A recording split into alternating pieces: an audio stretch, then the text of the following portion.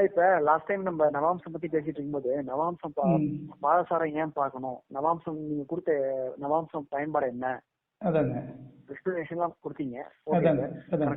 புரிஞ்சிருச்சு. இப்ப இன்னொரு கேள்வி எனக்கு சார். இப்ப என்னன்னா, இப்ப வந்து பாத்தீங்கன்னா இப்ப ராசி கட்டத்துல இப்ப பாத்தீங்கன்னா ஒரு உதாரணத்துக்கு ஒரு லக்னம் இருக்கு சார். அந்த லக்கணத்துக்கு ரிஷப் லக்கணத்துக்கு 7ஆம் அதிபதி செவ்வாய் ராசி கட்டத்துல. ஆனா இங்க நவாம்சத்துல வேற லக்கணம் போகுது சார். ரிஷப் லக்கணம் பாத்தீங்கன்னா மேஷ லக்கணம் வச்சுக்கோங்களேன். லக்னம் ரோகிணி 1ல வந்து அங்க மேஷத்துக்கு வந்துடும். அங்க 7ஆம் அதிபதி செவ்வாயா வந்து 7ஆம் அதிபதி சுக்கிரனா வந்துடும். நம்ம சுக்கிரனா வருவார். இங்க பாத்தீங்கன்னா இப்ப வந்து இங்க நம்ம செவ்வாயை எடுத்து நவாம்சத்துல வந்து செவ்வாயை பார்க்கணுமா சுக்கிரனை பார்க்கணுமா? அதாவது சார் பொதுவா வந்து ராசி சக்கரத்துல ஒரு கிரகம் என்ன ஸ்டேட்டஸ்ல இருந்தாலும் நவாம்ச சக்கரத்துல இருக்கக்கூடிய கிரக பலன் தான் இறுதியானது அப்படின்னு சொல்லக்கூடியது மிகப்பெரிய தவறு சார். அது ஒண்ணு தெரிஞ்சுக்கங்க சார். உங்களுக்கு எக்ஸ்பிளைன் கொடுத்த மாதிரியே ராசியே வானிலை சார். இன்னைக்கு ஜோதிடர்களுக்கும் பஞ்சம் இல்ல. ஆச்சுங்களா சார்? அதாவது வந்து என்னன்னு பாத்தீங்கன்னா, இப்ப நவாம்ச லக்னத்துக்கு 7ஆம் அதிபதி அப்படின்ற கான்செப்ட் இல்ல சார். அதாவது நவாம்சத்துல நம்பர்ஸே இல்ல. லக்னம் 1ஆம் வீடு, 2ஆம் வீடு, 3ஆம் வீடு, 4ஆம் வீடு, 5ஆம் வீடு, லக்னத்தில இருந்து நவாம்ச லக்னத்திலிருந்து வரக்கூடிய 7ஆம் வீடு மனைவியை குறிக்கும் அப்படின்ற கான்செப்ட். அவரோட ஸ்டேட்டஸ் தான் இறுதியானது. இதெல்லாம் சும்மாங்க. நவாம்சத்துல பார்வை இல்ல, சேர்க்கை இல்ல, நம்பர்ஸே இல்ல சார். நவாம்சம் ஒரு கிரகம் என்ற பாதம் சார். அதாவது ராசியில ஒரு கிரகம். போன தடவை உங்களுக்கு எக்ஸ்பிளைன் கொடுத்த மாதிரியே தான். இந்த இடத்துல வந்து பாத்தீங்கன்னா இங்க 7ஆம் அதிபதி, அங்க ஸ்டேட்டஸ் என்ன, அவ்வளவுதான். நவாம்சம் பிரத்யேகமாக திருமணத்துக்காக உருவாக்கப்பட்ட ஒரு அஷ்டவர்க்கம் சொல்லுவாங்க. சரி, இப்ப ஒண்ணு கேக்குறேன் சார். நவாம்சமே இறுதியானதுன்னு சொல்றாங்க. நவாம்சத்துல இறுதியானது, நவாம்சமே திருமணத்துக்கு கன்சிடர் பண்ணணும் அப்படி இப்படின்னு. நவாம்ச லக்னத்துக்கு 7ஆம் அதிபதி திருமண பாவாதிபதி, அவரை எதில் வச்சு பார்க்கணும், இங்க வச்சு பார்க்கணும், அவரோட ஸ்டேட்டஸ் அது இதுன்னு ஏதோ ஒரு குழப்பம். நவாம்சத்துக்கா அல்லது ராசிக்கா அப்படி இப்படின்னு. இப்ப ஒரு உதாரணத்துக்கு ஒரு ஆணுக்கும் பெண்ணுக்கும் திருமண பொருத்தம் பாக்குறாங்க சார். இப்ப பார்க்கும் பொழுது பெண்ணுக்கு நாகதோஷம் இருக்கு, செவ்வாதோஷம் இருக்கு. ஆணுக்கு நாகதோஷம் செவ்வாதோஷம் இல்ல. நவாம்சமே இறுதியானதுன்னு சொல்றாங்க இல்லையா? நவாம்சம் பிரத்யேகமாக திருமணத்துக்காக, அதாவது லைஃப் பார்ட்னரை ஃபைண்ட் அவுட் பண்றதுக்காக உருவாக்கப்பட்டது அப்படின்னு சொல்றாங்க இல்லைங்களா? இங்க நாகதோஷம் செவ்வாதோஷம் இல்ல, ஒரு ஆணோட ஜாதகத்துல ராசியில இல்ல. பட் வந்து இந்த இடத்துல நவாம்சத்துல லக்னத்திலேயோ அல்லது 7ஆம் வீட்லயோ ராகு கேது இருக்காங்க, அல்லது லக்னத்தில இருந்து வரக்கூடிய 2ஆம் வீட்லயோ அல்லது 8ஆம் வீட்லயோ ராகு கேது இருக்காங்க. அதே மாதிரியே செவ்வாய் என்னென்ன வீட்டுல இருந்தாக்க 7, 8ல இருந்தா செவ்வாய் தனது 4, 7, 8ஆம் பார்வை 7, 8 பார்த்தாலும் செவ்வாய். சோ நவாம்சத்துல செவ்வாய் தோஷம் இருக்கு, நாகதோஷம் இருக்கு. அதனால மேட்ச் ஆகும் அப்படின்னு பிக்ஸ் பண்ணுவாங்களா சார்? பிக்ஸ் பண்ண முடியுமா? முடியாது. நவாம்சம் தான் முதன்மையானது, பிரத்யேகமாக திருமணத்துக்காக ஃபைண்ட் அவுட் செய்யப்பட்டதுன்னு சொல்லப்படக்கூடிய நபர்கள் ஒரு திருமண பொருத்தம் பார்க்கும் பொழுது ஒரு பெண்ணுக்கு நாகதோஷம் செவ்வாதோஷம் இருக்கு, இல்ல ஒரு ஆணுக்கு நாகதோஷம் செவ்வாதோஷம் இருக்கு. இப்ப பெண்ணுக்கு இருந்து ஆணுக்கு இல்ல, இல்லைன்னா ஆணுக்கு இருந்து பெண்ணுக்கு இல்ல. நவாம்சம் இறுதியானது, ராசியை விட முதன்மையானது, இதுதான் வெயிட், அது இதுன்னு சொல்லப்படுறாங்க இல்லைங்களா?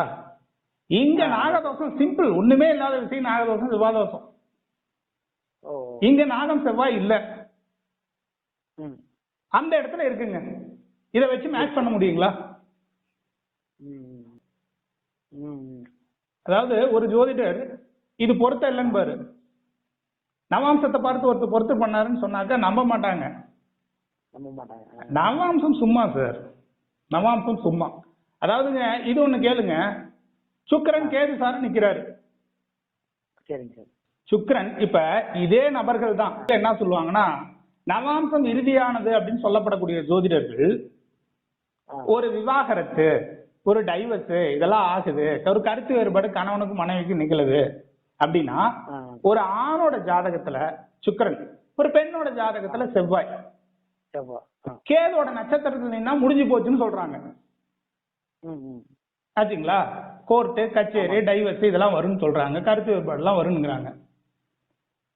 இப்ப கேதோட நட்சத்திரங்களான அஸ்வினி, மகம், மூலம், இதுல என்ன நட்சத்திரமோ மூணு நட்சத்திரத்துல 2ஆம் பாதத்துல சுக்கிரன் நின்னா என்ன ஆகுங்க?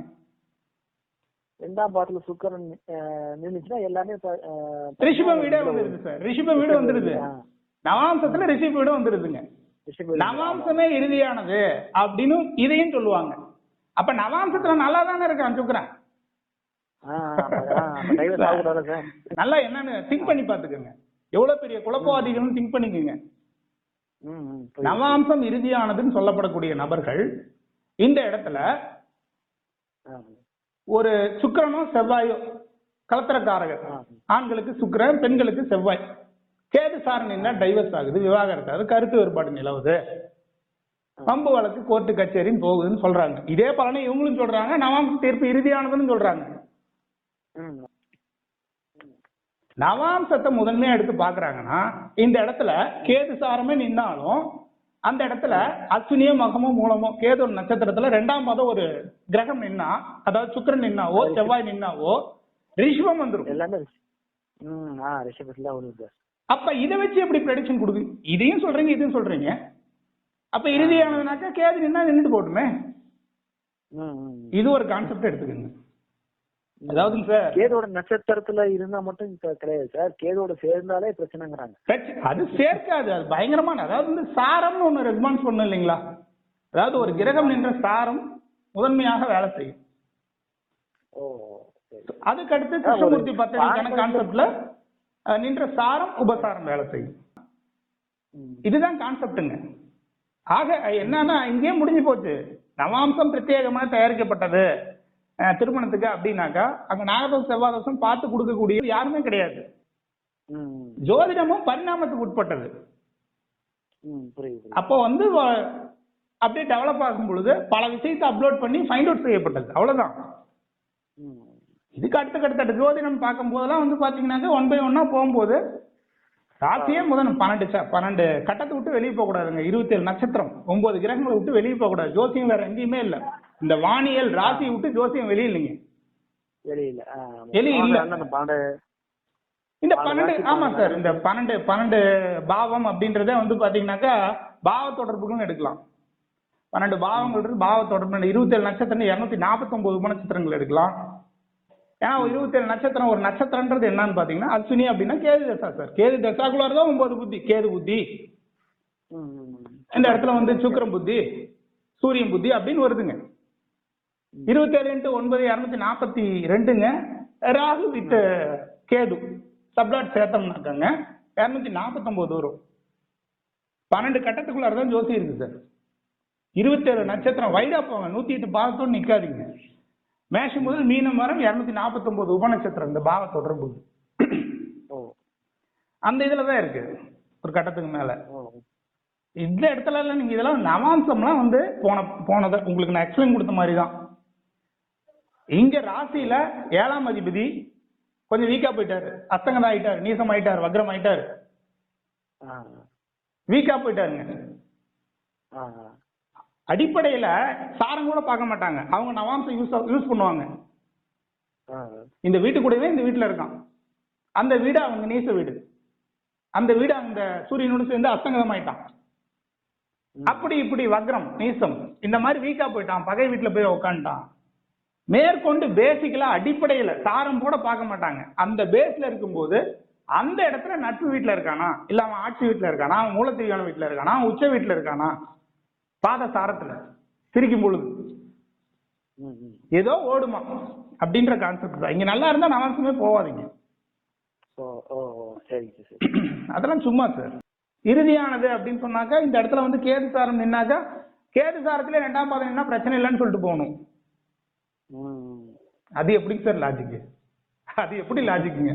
இந்த இடத்துல கேது சாரம் இங்க இந்த இடத்துல நவாம்ச பயன்பாடு பாருங்க எப்படின்னு. கேது சாரம் நின்றாலும் நவாம்சத்தை பாருங்க, கேது சாரம் நிக்குது, கேது 2ஆம் பாதம் நிக்குது அப்படிங்கும் போது ஓகே ரிஷபத்துலதான் இருக்கு.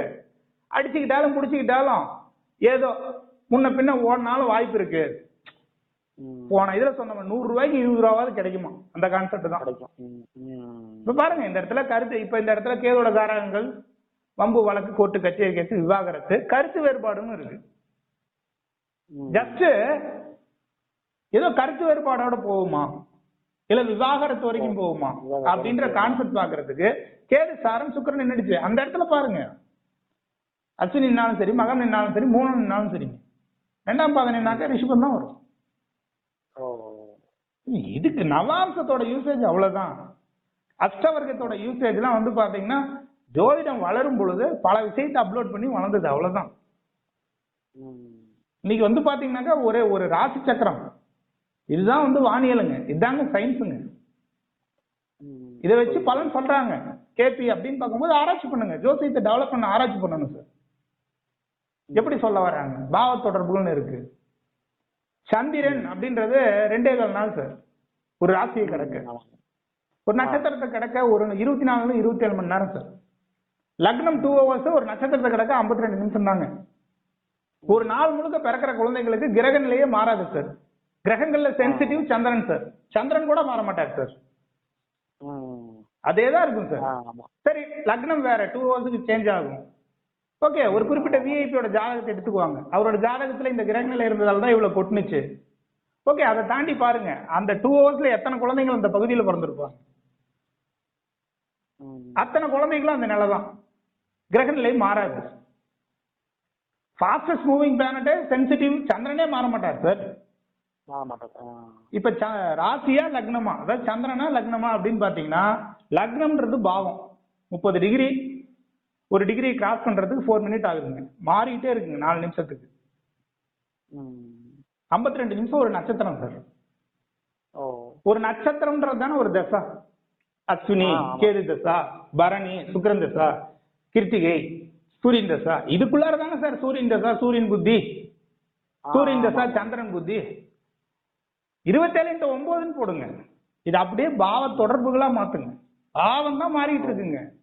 4 நிமிஷத்துக்கு ஒரு டிகிரி லக்னம் சேஞ்ச் ஆகுதுங்க. 24 மணி நேரத்துல ஏதாவது சேஞ்சஸ் இருக்குங்களா? எல்லாமே there is no, ஏதோ ஒண்ணு இல்ல, அங்க சம்திங் மிஸ் ஆகுதுங்க. அதாவது வந்து பாத்தீங்கன்னாக்க சந்திரன் மூவல் கூட கிடையாதுங்க, சந்திரனும் அதே இடத்துல தான் இருப்பாரு, அங்க என்னமோ மிஸ் ஆகுது. எந்த அஷ்டவர்க்கம் வேணாலும் எடுத்துக்கோங்க, ஒண்ணுமே மாற்றம் இருக்க போறது இல்லை. கிரகத்தை வச்சு பேஸ் பண்ணும்போது ஒரு 1/4 மணி நேரம் முன்ன பின்ன 2 குழந்தைகள் பிறக்கிறாங்க, அந்த இடத்துல பாத்தீங்கன்னா லக்னம் சேஞ்ச் ஆயிட்டு இருக்கு. லக்னம் 52 நிமிஷம் ஒரு ஸ்டாரை கிராஸ் பண்றாருன்னா அந்த ஸ்டாரை டிவைட் பண்ணுங்க. சூரியனுக்குலாம் 6 வருஷம் தான், 20 வருஷம் சுக்கிரனுங்க, 9 நிமிடம் தாண்டாது சுக்கிரனுக்கு புத்தியா உடைக்கும் பொழுது. சூரியனுக்குலாம் 2 நிமிஷம் தாண்டாது. அதாவது சார் ஒரு கிரகம் நின்ற நட்சத்திரம், கிரகம் நின்ற உபநட்சத்திரம், கிரகம் நின்ற உப நட்சத்திரம்னு கிரகங்களுக்கு இருக்கு சார். பிறந்த போது ஒரு கிரகம் எந்த நட்சத்திரத்துல இருந்தது, எந்த உபநட்சத்திரத்துல இருந்து, எந்த உப நட்சத்திரத்துல இருந்து, இந்த உப நட்சத்திரத்துல இருந்தது அப்படின்னு அது ஒரு டெஸ்டினேஷன் சொல்லுவாங்க. அதே மாதிரியே வந்து பாத்தீங்கன்னா ஒரு துல்லியப்படுத்தப்பட்ட கேபி ஜோதிடத்துல ஒரு லக்னம் முதல் 12 பாவம் அக்யூரசியா பிடிக்கணும், முன்ன பின்ன இருக்குங்க. நமக்கு இந்த இடத்துல புத்திநாதன் தான் எடுப்போம், ஸ்டார்லாட் எடுக்க மாட்டோம். 52 நிமிஷம் இருக்கக்கூடிய ஸ்டார்லாட் எடுக்க மாட்டாங்க. அந்த 52 நிமிஷத்துலயே எத்தனையோ குழந்தைகள் பிறந்திருக்கலாங்க. 2 hours நீ போறீங்க, 52 நிமிஷத்துல எத்தனையோ குழந்தைகள் பிறந்திருக்கலாம். அதனால வந்து என்ன அப்படின்னு பாத்தீங்கன்னா புத்திநாதன் தான் எடுப்போம். அதை விட சூட்சம் அந்தரநாதன் வலுதான், பட் வந்து நாட் ஷார்ப், உடனே மாறும். அதனால வந்து என்ன அப்படின்னு பாத்தீங்கன்னா புத்திநாதன் எடுப்போம். அது ஒரு ரூல் இருக்கு, கேபில உங்களுக்கு எக்ஸ்பிளைன் பண்றேன். அப்படின்னு பார்க்கும்போது உங்களுக்கு இந்த இடத்துல நீங்க அக்யூரசியா கொண்டு வரலனாக்கா வேற புத்திநாதன் வந்துருவோம். இப்ப வந்து பாத்தீங்கன்னாக்கா ராகு, சனி, புதன், சுக்கிரன் இவங்களுக்கு தான் வந்து 15, 16, 17, 20, 19 வருஷங்கள் இருக்கு சார்.